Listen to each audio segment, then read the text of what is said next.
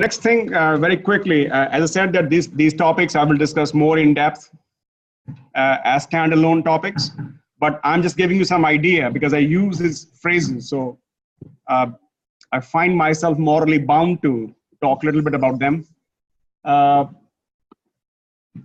the monetary policy, the fiscal policy I'm talking about, fiscal policy is a epitome, a symbol of the state activism. The state is active. The public expenditure, to get the expenditure, the state get the debt. The second form of money which comes to the state is taxation. Yeah, you know something about taxation? Can somebody explain what is a tax? Tax could be taxing. What is tax? I know we pay, but what is tax? If you have to say in words, how would you say tax? But that's a fee. That's a fee, right?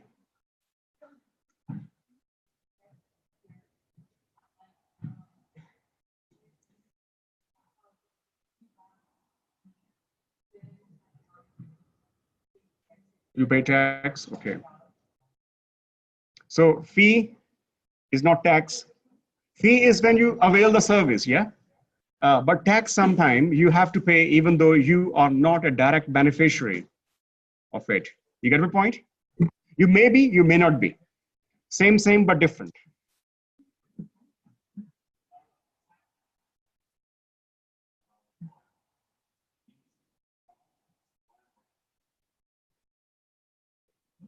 Agree?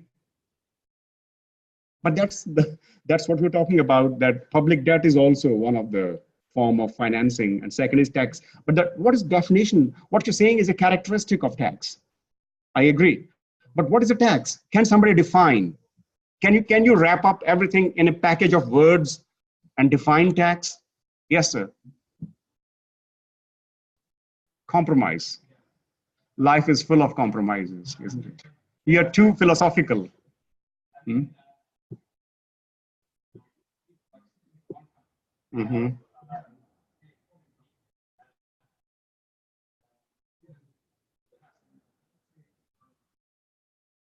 Mm-hmm.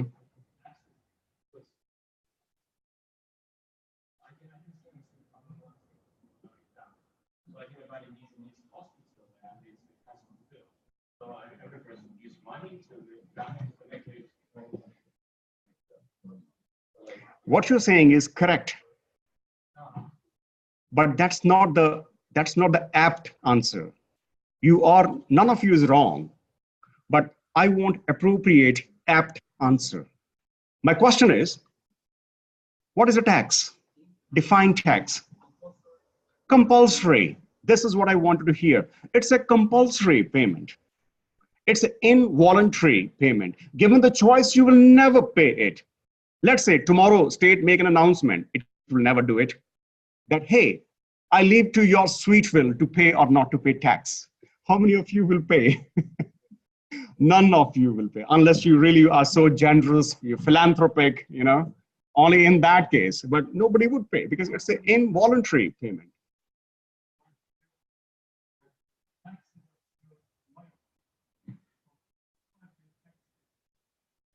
Well, I said you may not. I give you both examples soon.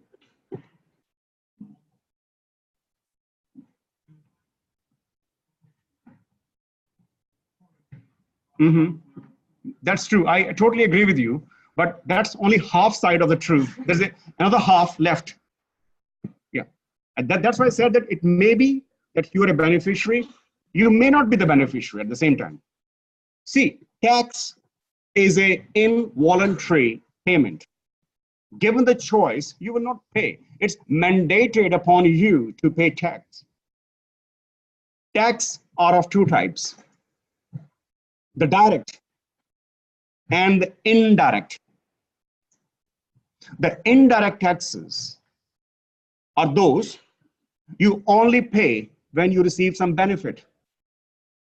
You buy a pack of cookies and then you pay some local tax on top of it. So if you don't buy the pack of cookies, you will not pay the tax. Simple. But then what happens? Why does you have to pay tax on cookies, for example? Because the state has levied the tax on the producer. And producer is recovering it from seller. And seller is recovering it from consumer. Are you with me? A manufacturer of cookies buys a few stuff from some inputs or some raw material or technology from other countries. He pays the custom duty. Yeah, custom duty is a tax, but it's an indirect tax. I'll tell you why. A company making cookies import technology, pay custom duty on it. Then you buy some local raw material, you pay excise tax on it. That's also indirect tax. So if you are a manufacturer, you add excise duty to your cost, you add custom duty to your tax, to your cost, and then what you do? You recover it from, for example, K-Market or Lidl, because they are the sellers, all right? And then what they do, because they know that the manufacturer recovered tax from me, then they shift the tax to the consumer in the form of sales tax. I named 3 taxes now: custom duty, excise duty, and the sales tax. The underlying characteristic of these 3 taxes is that they are shiftable. You can pass the buck on somebody else's shoulders. Can you? This is called indirect tax, where you can shift the tax. And ultimately, it's a consumer who bear the brunt, because he or she buys and pay tax. If they don't buy, they don't pay. Simple. This is called indirect tax. Why we call it indirect? Because it's intended on you, but you don't ultimately pay it. You keep shifting. Shiftability is the characteristic of tax. Which tax? Indirect tax. Example: custom duty, excise, sales tax. But there's a one tax which is intended on you and only you pay it. Huh? Am I? Yes. Good job. There's a one tax, the second type of tax, which is levied, imposed on you, and only you pay it. It's called direct tax. Direct tax. For example, the income tax which individuals pay, the corporate tax which companies pay, these are direct tax. Question is that, how do these two differ? In the indirect tax, you're buying something and you pay tax. So if you don't be the beneficiary, you will not pay it. But in case of direct tax, if Nokia is paying more tax, will they drive more vehicles, or will they ask state, hey, we pay more tax, we should be having more privilege. We should also having the benefits in proportion to the amount of tax we pay. There's no reciprocity. You know the reciprocity? Reciprocal. When you buy something, you use the word, you have some facility, yeah? When I buy some facility or buy a product, I pay the money, I buy the product. The benefit and the cost are simultaneously, yeah? But in case of tax, you pay tax, but you can't see the benefit. Am I getting the benefit exactly equal to the tax which I pay? You can't see with the naked eye. Your euro tax which you have paid could be spent somewhere in Turku or in Lapland on some construction of roads, which you may not even have seen, or you haven't gone there. Yeah, you get my point? There's no real visibility. There's no real visibility that if you are getting the benefits in proportion, we may get more benefits than what we pay. There are people who don't pay tax. Students don't pay tax, but don't you get the public facilities? You do get. So you are, what is the opposite of tax? Subsidization. You are subsidized. So the negative tax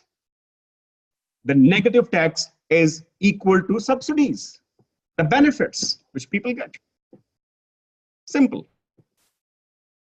So to finance all these things, you need revenue. But then there's a one very dangerous thing here called deficit financing. This can be a mayhem, believe me. If it remains out of control, this can push a country towards a very big, severe financial crisis. What if taxation and debt are not enough to cover your expenditure?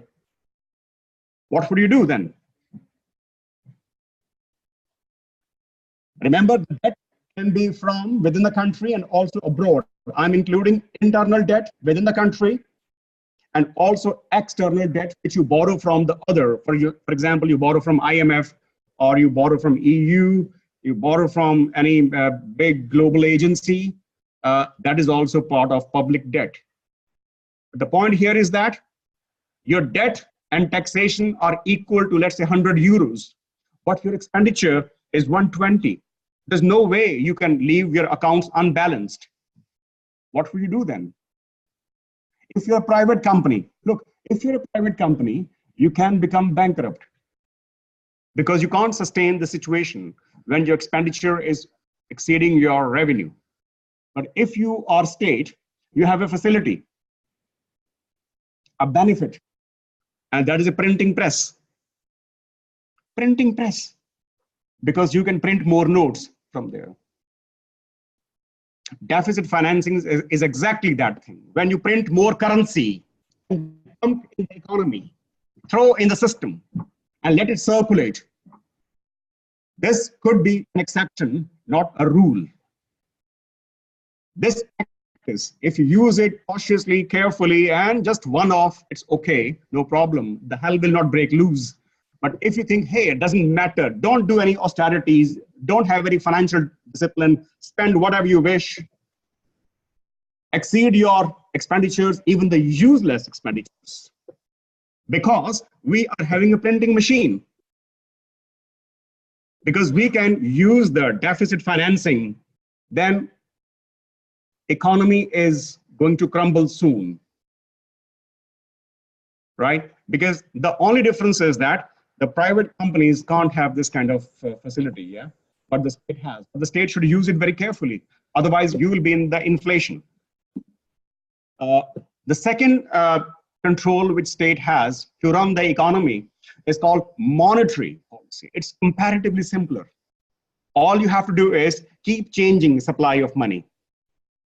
How? If the state feels that there's a lot of money in the market, and because of too much money chasing too few goods, look at the expression, too much money chasing too few goods.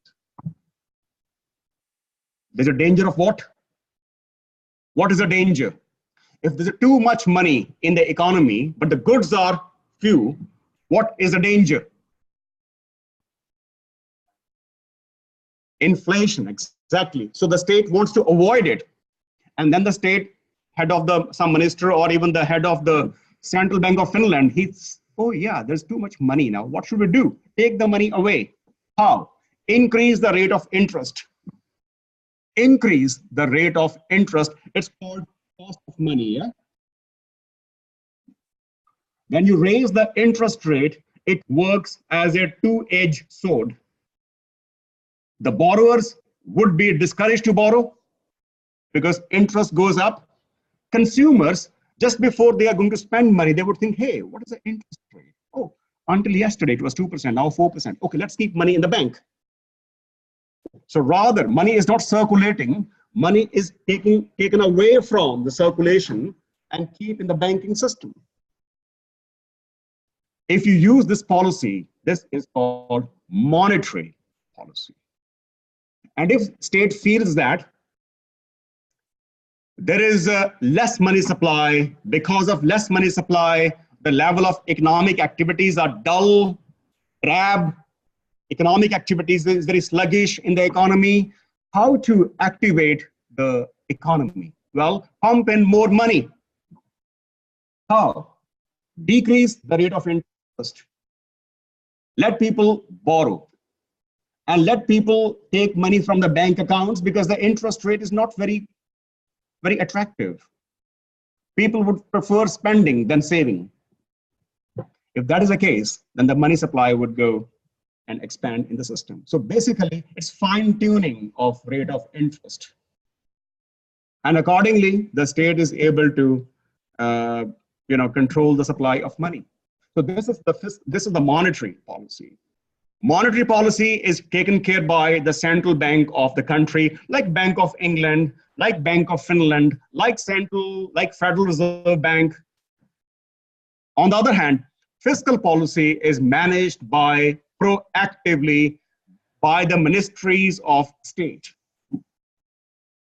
Minister would be at the helm of affairs. But in the monetary policy, is the governor or the chief of the central bank who would be calling shots, not the ministers. Of course, he's also employed by the minister. That's a different thing. But basically, the head of the bank would be more dominating in that case. Okay. Yes. So these are the two important parts of macroeconomic policy. Micro versus macro. These two examples can tell you, give you some idea about the line of distinction, very blurry line of distinction between the two.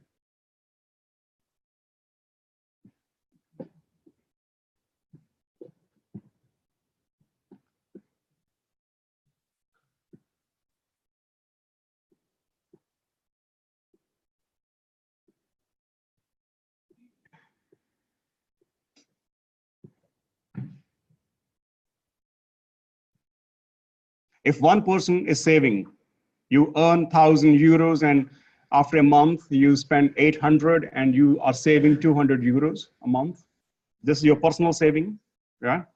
And then there is a state saving also. State wants that if all the public expenditure is 120, then all the debt taxation should be 100 so that the state, should be at least more than 120. So the expenditure is 120, the income should be more than that, so that the state can also save some money. Like Norwegian state, Norway, what they do, all the revenue that they earn from the oil export, they don't consume, they count it off, save it as such. They want to have some assured savings. So basically the idea is that the way the individuals and the individual companies save, the state also save. So what is micro and what is macro?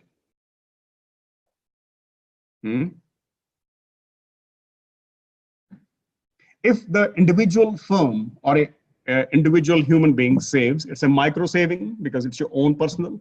But imagine everybody starts saving, that become a macro, that become aggregated saving or the gross saving or the national savings, right? That is a different phenomenon. So the saving can be both micro and macro, right? Micro saving, they don't really matter much, right? They are less noticeable. But if everybody starts saving, and saving so much so that now there's a problem, nobody's consuming. And if nobody's consuming, there would be recession. Who would buy products? So you have to be very careful. The same thing is a virtue, the same can be a vice as well. Saving is a virtue as we talk about the individuals, but it could be a vice. Vice in the sense, if everybody starts saving, who would consume? And if nobody consumes, we are prematuring economic recession. Isn't it? So we need to be careful. Take the things with a pinch of salt, but the same phenomena could be good or bad thing at the same time. If you want to know how saving can be dangerous, ask the Central Bank of Japan. People were savings, the increased saving beyond a level, beyond the requirement, is a symbol of economic cautiousness and being economically conservative. You are not pinning any hope in the economic system. So this is not only an economic, but a psychological phenomena also. People are too scared of spending. And as a result, the banks are bulging with the money. And now the bank has a problem. Bank can say no to a borrower, a potential borrower, but a bank can never say no to a potential depositor. If you go to, even if you have an account with the bank, and you go to the bank and say that I want to borrow, they can say no. I'm sorry, you are not fulfilling all the eligibility criteria of being borrowing from the bank. But if you have a deposit with a bank and you are every month you're going some money, suitcase of euros and deposit, they would never say no. Now the problem is that if everybody starts saving so much so that banks are fully stacked, they're neck deep in deposits, but then nobody's borrowing, then bank would say, okay, the interest rate is 5%, I make it 4%, please borrow. Nobody comes. 3%, nobody borrows. 2%, no. They even make negative rate of interest rate. Today, we talk about the negative rate of interest in US, in Eurozone, but believe me, before this thing happened in Eurozone, Japan witnessed negative rate of interest for around 15 years. Negative rate of interest. So was deep-rooted recession. And that itself is a signifier that if people are saving beyond a level, exceedingly saving, that can be dangerous for the country, the economy. So saving in microeconomics may not be so bad, or rather good, because you save, yeah? But savings, exceeding savings in macroeconomics can be dangerous. The price of one commodity increase is not is a micro phenomena, but if all the prices are increasing, it's inflation, as I discussed before, and hence it's a macroeconomic problem. So we need to be careful that some phenomena can be in both micro and macro, but their repercussions, their impacts can be so different. Quiz. Well, I think you will be able to answer all of them. Are the following statements true or false? Inflation is studied under microeconomics. False? Why false? Can somebody quickly speak out the three important characteristics of inflation? What would you call inflation if there is a presence of those three elements? Quick. What is inflation? No. Go in the order. I'm sometimes very fussy. I want to know the answer in the way I have framework in my mind. Yeah. Price rise is number one. Number two.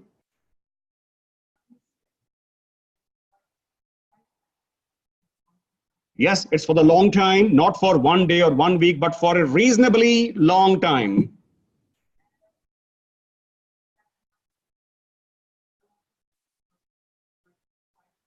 So basically, you're covering all the commodities, most of the commodities. What you're saying is the income going down is an outcome, is a fallout of inflation, right? Inflation has three characteristics. Substantial price increase.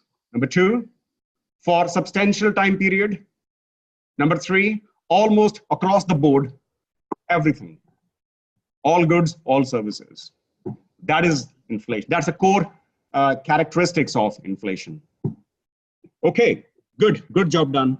Determination of price of a good is a problem under macroeconomics.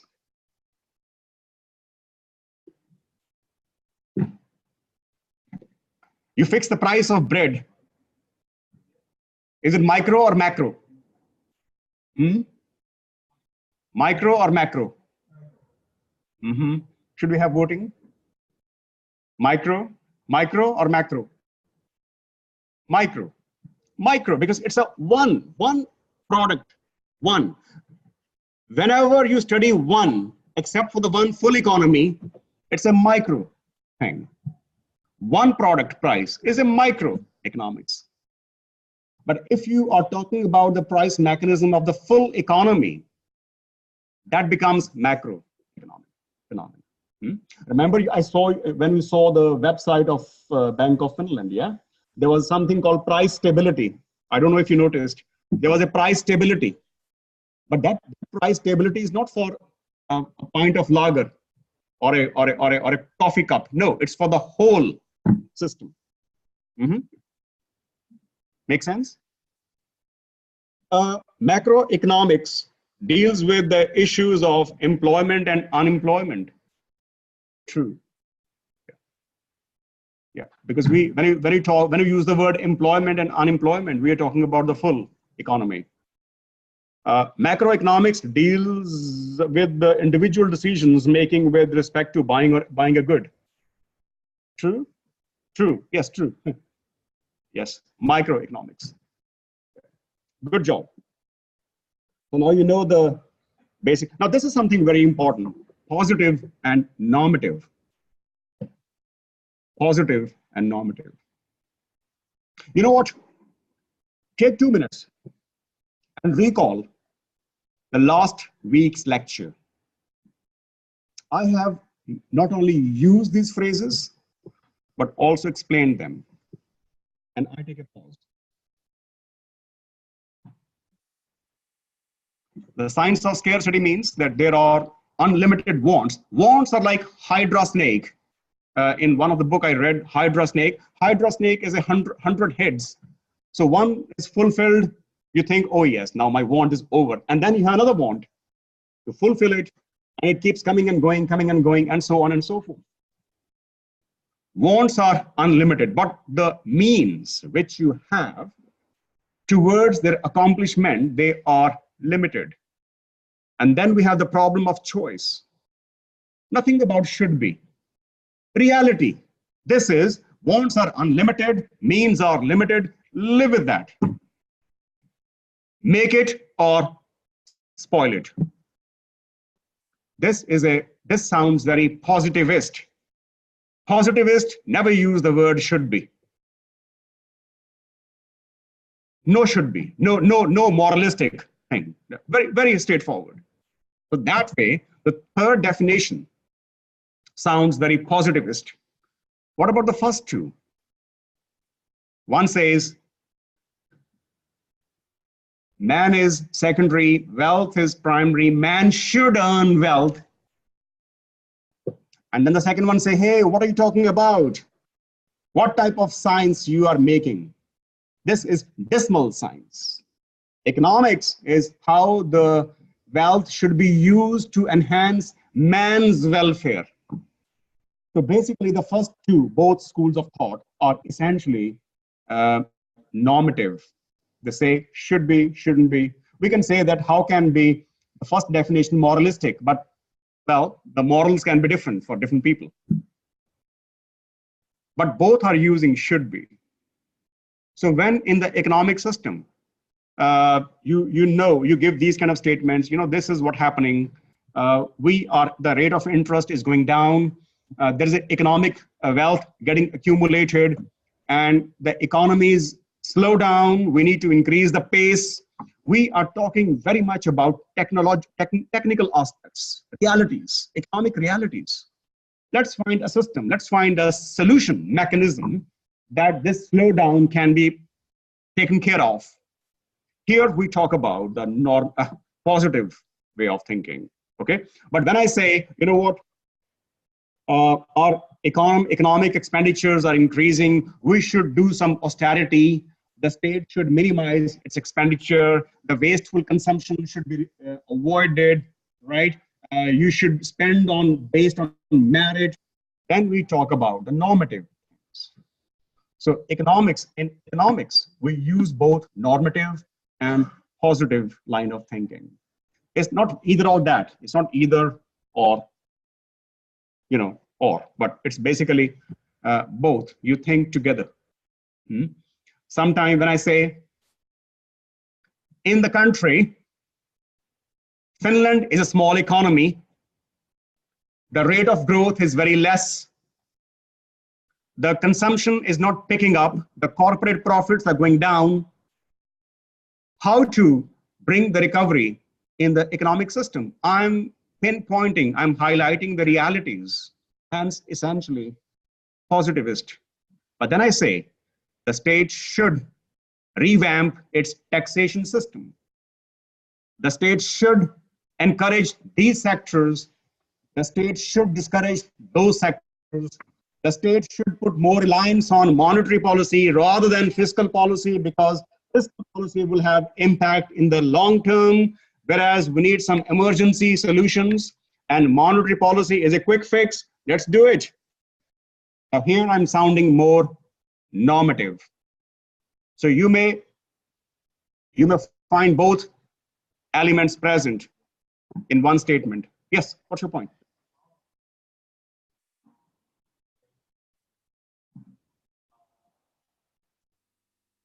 Mm-hmm. Yeah.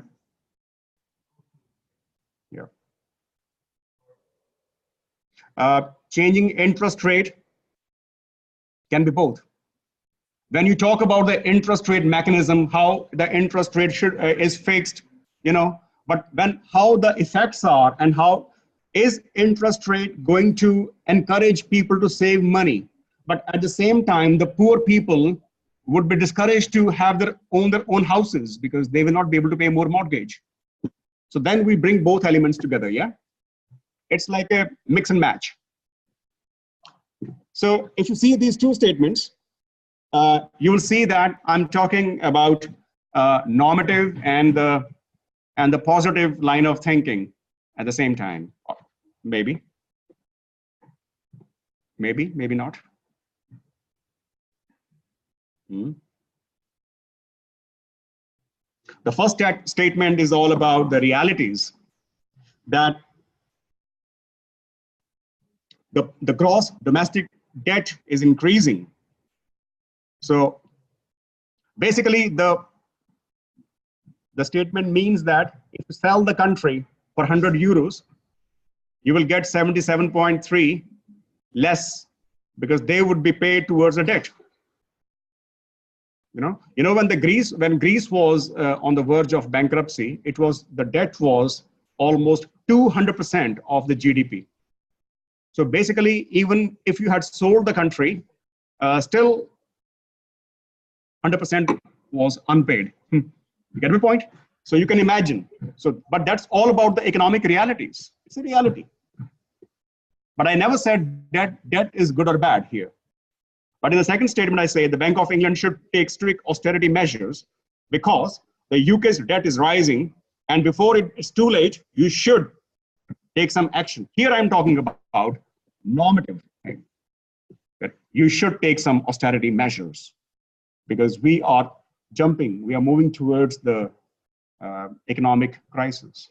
So we use both kind of statements, but it's very important for you to know that where we are sensing more normative and where we are more positive. Yeah. Some more. Yeah.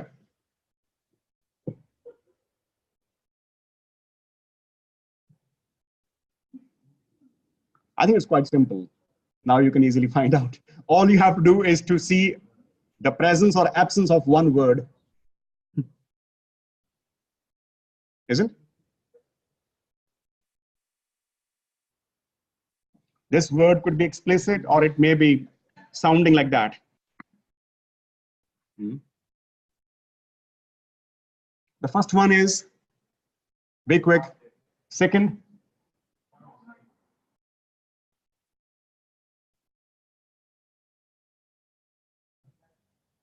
yeah. Third, positive.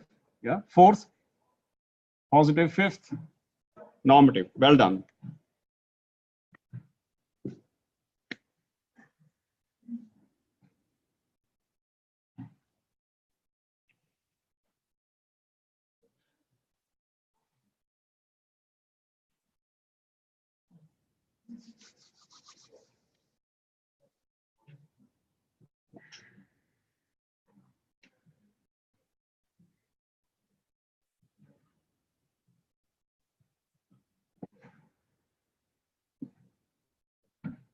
In economics,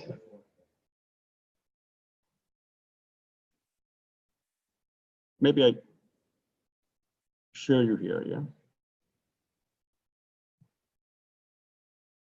wish slash desire, need, want, and demand are not same. Hmm? They're not same, and they're different.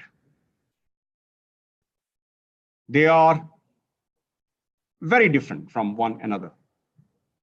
So be careful in the normal parlance, in the normal spoken English, we can use these words as interchangeable, but in economics, their connotation is absolutely different.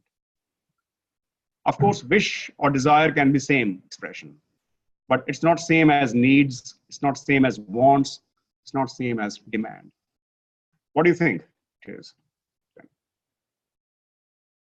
A wish is something, a desire is something. When you can even build castles in the air, it shows the flight of your fantasies. A dream, you can say. A daydream, yeah? Daydream. I wish I become this, that. I wish I have so much. I wish I have, everything. Neither you are serious about it. It's just a, kind of psychological outlet of your emotions.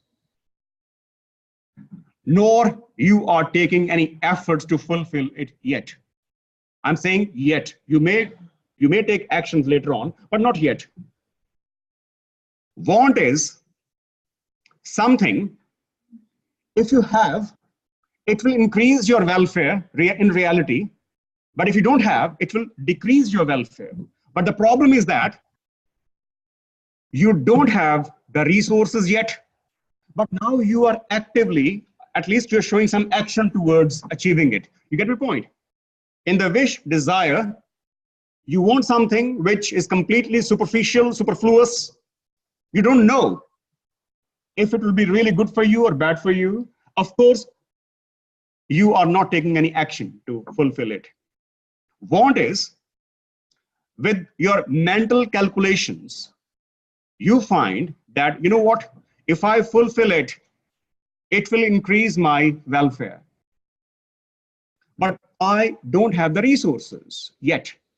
But somehow you're showing some visible action to achieve it. That is need. I'll come to the examples later on. Want is, you still stick with to have that product or a good or a service, and you are making active efforts. And now you have enough resources to buy it, but you haven't decided yet to buy it or not buy it. That is called want. Want becomes demand when you have the resources, your wish, your need is still there, it's not changed yet. You are consistent, sticking with the same. You have the resources now, and now you are willing to spend those resources to acquire that good or service. Then it becomes demand. So basically, wish, desire, hollow, shallow. I said opposite. Need, some efforts, but no resources accumulated. Want, resources are ready now, but you haven't decided yet to spend or not, because you still may change your mind. Demand, yes, I am willing to part with my resources to buy it. Demand. So demand includes your resources accumulation, plus you are willing to spend your resources. Then it becomes demand. So we need to be careful. In economic phraseology, these words, they may sound very similar, but they're not same. They have completely opposite. So if I asked you to write the law of demand, and in the whole passage, you're writing wish, desire, I'll be angry. I have to drink some cold water. If it is Friday evening, then I may drink something else. But I'll be very angry. Okay? So you need to be very careful that what kind of, why I'm using different, I'm trying to introduce you to different kind of phraseologies is that you not only understand them, but also use them in context. Okay? Be very specific what you say and what you don't say. I will not go too much into it. I think now the main idea is clear. Scarcity, we have done it.